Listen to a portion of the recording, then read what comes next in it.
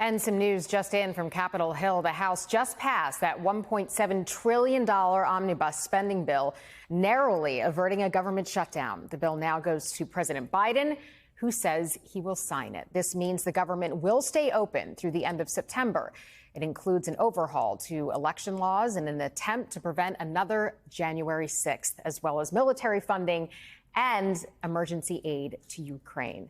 Let's bring in NBC's Ryan Nobles on Capitol Hill. And Ryan, give us the latest from the House. How did this vote finally all come together?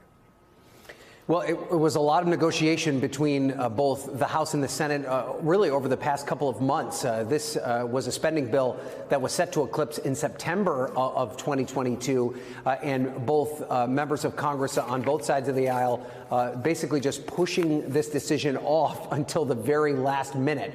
We were in danger of a government shutdown at midnight tonight if they were not able to get this over the finish line.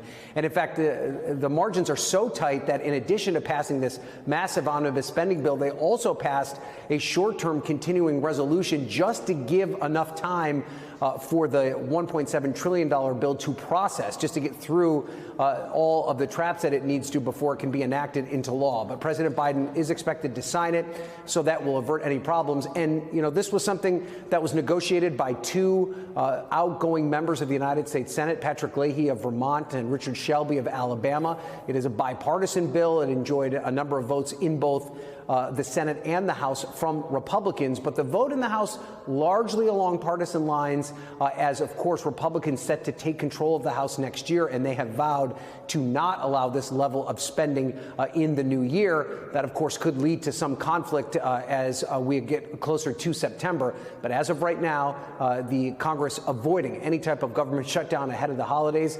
And I have to tell you, Aaron, this place was buzzing about 5 minutes ago. It is now completely vacant as these members are ready to get out of town to start to celebrate the holiday. Yeah, I'm sure there were sprints out the door. All right, Ryan Nobles, thank you, and happy holidays to you.